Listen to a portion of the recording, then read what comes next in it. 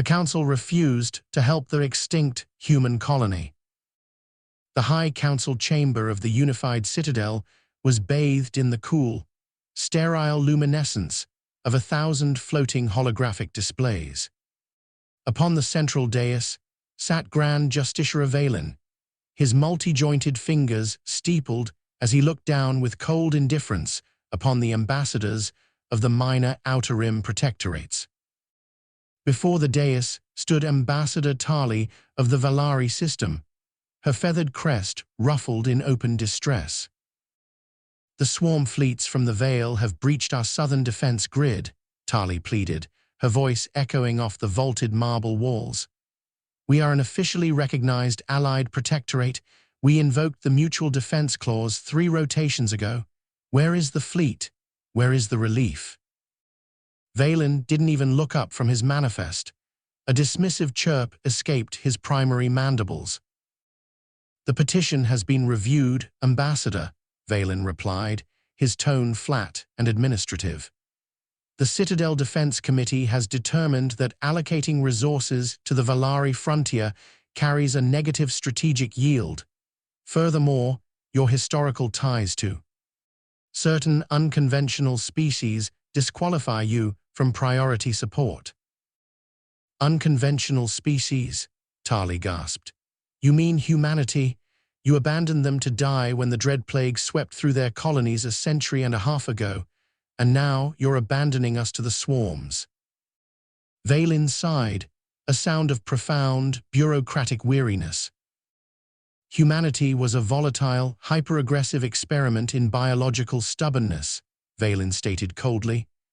"They overextended themselves, refused to bow to Citadel taxation models, and when the crisis came, they perished. They are extinct, Ambassador. And their minor allies are a risk we choose not to assume. The Council's decision is final. This session is adjourned." Tali stood frozen as the chamber lights began to dim, signaling the forced closure of the debate. The other Council delegates turned away, whispering among themselves, indifferent to the impending slaughter of an entire civilization. Then, the chamber's grand subspace communication array didn't just ring, it violently shrieked. It wasn't the standard melodic chime of an incoming Citadel dispatch. It was a heavy, low-frequency digital pulse that rattled the massive titanium pillars of the hall. Every holographic display across the room flickered, violently purging their current data streams and replacing them with a single, unyielding crimson seal. Valen jerked upright, his mandibles flaring. "What is the meaning of this? Override the array, trace that signal." "We can't, Justiciar," a frantic communications officer shrieked, his multi-eyed face pale with sudden terror. "It's bypassing our firewalls. It's an automated broad-spectrum broadcast on a closed military frequency." The central holoprojector violently expanded, casting a massive, flickering image into the center of the chamber. It wasn't the seal of the Citadel. It was a stark, black and silver emblem, a stylized planet encircled by a ring of orbital docks, beneath which bold, immutable text scrolled across the screen. "Notice of debt maturity. 2. The Unified Citadel High Council from the Terran Sovereign Defense Coalition Reserve Fleet Command. Subject: Outstanding principal and accrued interest, 150-year voucher." Valen stared at the screen, a cold dread pooling in his central thorax. A voucher from whom humanity is extinct. Mankind never forgets a kindness. A rich, calm human voice echoed from the chamber's ancient, disused audio amplifiers. The main viewscreen shifted from text to live-feed long-range telemetry. Across the outer perimeter of the Valari system, where the ravenous swarm fleets had been massing for the kill, space itself began to warp and fracture. Not with the clumsy, shimmering tier of standard warp drives, but with the cold, synchronized snap of 18,000 heavy slipspace ruptures opening simultaneously. Out of the void poured the hidden fleet. They were massive, utilitarian dreadnoughts clad in dark, radar-absorbent composite armor, completely unregistered in the Citadel's stellar registries. They didn't carry the sleek, decadent ornamentation of council vessels. They were built like industrial monoliths, bristling with kinetic mass drivers and grid-stabilized plasma batteries. For a century and a half, while the galaxy believed humanity had been wiped out by the plague, the survivors had quietly retreated to the deep, uncharted dark of the Orion Spur. They hadn't built empires. They hadn't begged for Citadel aid. They had quietly, methodically built an armada in secret, waiting for a very specific ledger entry to come due. On the main screen, an austere human officer in a crisp, dark gray naval uniform appeared, looking directly into the primary sensor array that fed the Citadel chamber. "This is Admiral Sarah Vance of the Terran Deep Fleet," she said, her voice entirely devoid of emotion, like a lone officer calling in a long-overdue mortgage. 150 years ago, during the Great Isolation, the Valari Republic shared their last orbital hydroponics reserves with a stranded human colony ship. They didn't have to. They broke Citadel rationing laws to do it. Admiral Vance tapped a datapad on her command podium.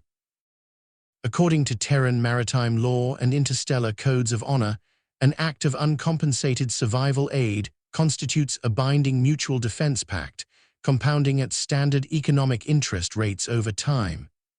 Principal balance: 1 meal and a tank of oxygen. Accrued interest: 1 absolute, uncompromised military intervention on behalf of the Valari Protectorate. Valen slammed his hands onto the obsidian dais, his face turning an unhealthy shade of purple. "You cannot do this. This jurisdiction belongs to the Citadel. We order you to stand down." "You don't have jurisdiction, Justiciara," Admiral Vance replied, a faint, razor-thin smile touching her lips. "You declared us extinct, and legally speaking, ghosts don't pay taxes, but they do collect debts." She turned slightly toward her tactical officer. "The Valari ledger is balanced," Admiral Vance commanded softly. "Open fire on the swarm." Across the system, 18,000 human warships simultaneously unleashed their broadsides. There was no declaration of war, no diplomatic posturing, and no mercy. Just the cold, mechanical execution of a protocol written 150 years ago by people who remembered, who stood by them when the rest of the galaxy turned its back. In less than 12 minutes, the invading swarm fleet was mathematically erased from the tactical maps, atomized into glowing cosmic dust by a civilization that treated survival and gratitude as an exact science. Back in the Citadel chamber, the main screen blinked off, returning to the stark black and silver Terran emblem. Silence hung heavy in the room, broken only by the hum of the cooling vents. Admiral Vance's voice echoed one final time through the empty hall. "Have a pleasant day, Council. We'll send the invoice for the ammunition later." The holographic projection winked out, leaving the High Council chamber in a suffocating, absolute silence. Grand Justiciar Valen remained slumped against his obsidian dais, his multi-jointed fingers clawing uselessly at the edge of the smooth stone.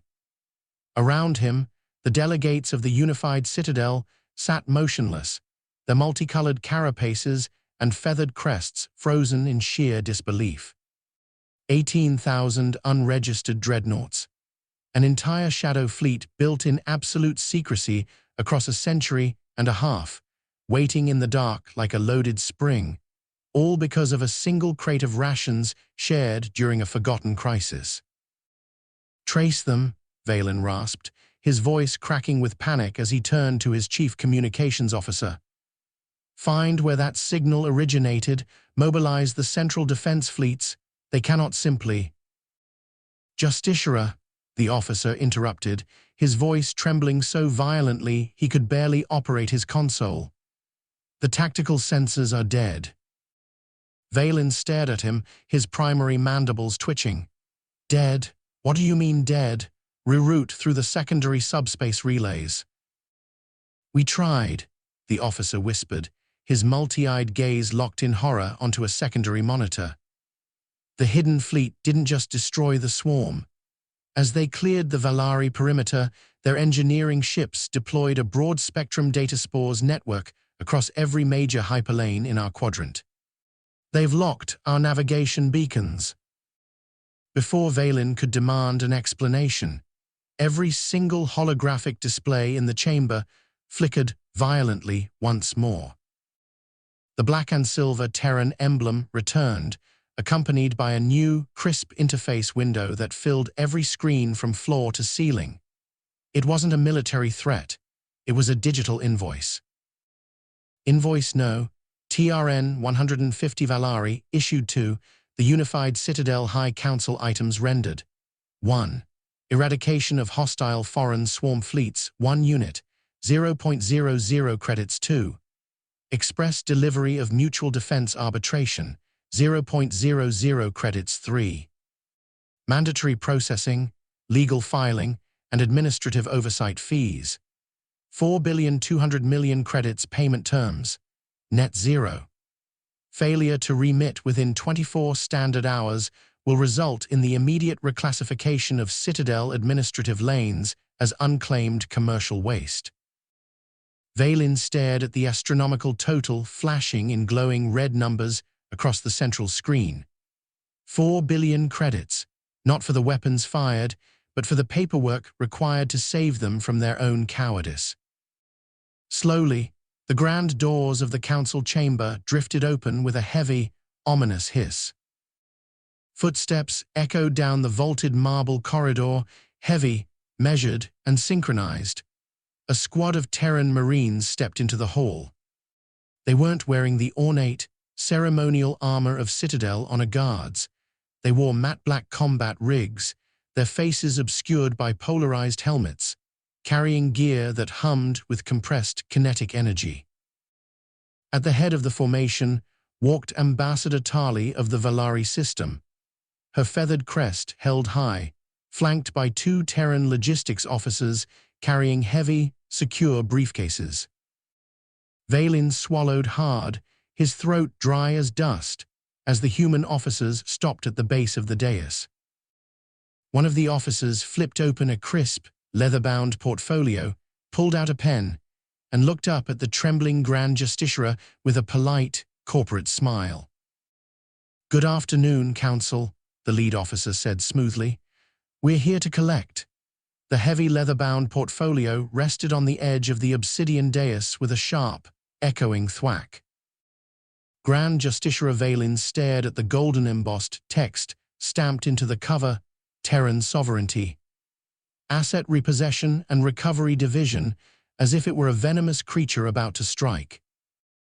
"You cannot do this," Valen whispered, his voice trembling despite his best efforts to maintain a shred of dignity. "The Unified Citadel is an autonomous governing body. We do not answer to rogue, colonial factions, and we certainly do not recognize retroactive debt collection from extinct civilizations." The lead Terran officer, a sharp-eyed man with graying temples and a neatly pressed charcoal uniform, didn't blink. He calmly unscrewed the cap of a heavy brass fountain pen and clicked it against the edge of the ledger. "Extinct is a strong word, Justiciar," the officer replied smoothly. "We preferred the term off-grid. And as for autonomy, well, Section 4 of the Interstellar Navigation and Trade Accord clearly states that any governing body that defaults on a verified mutual defense voucher automatically transfers its primary tax collection and customs rights to the responding party." The officer turned the ledger around, sliding it across the polished stone surface until it bumped against Valen's trembling hands. "You have 4 billion credits in outstanding processing fees, a frozen trade network, and 18,000 dreadnoughts parked directly outside your primary communications relay," the officer continued, his tone conversational, almost polite. You can pay in bullion, you can sign over your planetary trade tariffs for the next 3 centuries, or you can watch our engineering division reclassify this entire marble palace as an open-air recycling depot. The choice, as they say, is entirely yours. Around the chamber, the other council delegates began to panic. Whispers erupted into shouting as multi-species representatives realized that their own home worlds were currently tethered to the same compromised navigation grid. Valen looked down at the contract. Then he looked up, catching the cool, unyielding gaze of Ambassador Tali, who stood beside the Terran officers with a quiet, vindicated smirk. The Grand Justiciar swallowed hard, his multi-jointed fingers closing slowly around the heavy brass pen. "Where?" Valen choked out, his shoulders slumping in total defeat. "Where do I sign?" The officer tapped a neatly drawn X at the bottom of the page. "Right there, Justiciar, and please, initial the box regarding early payment penalties. We wouldn't want any further administrative complications." The scratch of the brass nib against heavy paper sounded disturbingly loud in the cavernous chamber. "Scratch, scratch, initial." Valen handed the pen back with a trembling hand, the last vestige of Citadel supremacy evaporating into the recycled air of the hall. The lead Terran officer checked the signature with practiced efficiency, blew gently on the ink to set it, and closed the ledger with a crisp, final snap. He tucked the portfolio neatly under his arm and offered a polite, corporate nod. "Pleasure doing business with you, Justiciar. Your first quarterly tax installment is due next Tuesday. Automated billing notices will be routed to your primary subspace inbox." The officer turned on his heel, gesturing to the squad of matte black Marines. In perfect, synchronized lockstep, the Terran detail about-faced and marched out of the chamber, leaving behind an ominous silence. Ambassador Tali lingered for a moment longer. She looked up at the broken, humiliated council members, her feathered crest smoothing down in a posture of quiet triumph. Without saying a word, she turned and followed the human contingent out, her footsteps echoing brightly against the marble floor. When the heavy doors hissed shut behind them, Valen sank back into his high-backed chair, utterly defeated. Across the galaxy, the message was clear. The universe had spent a century and a half believing humanity was nothing more than a ghost story, a tragic footnote of the past.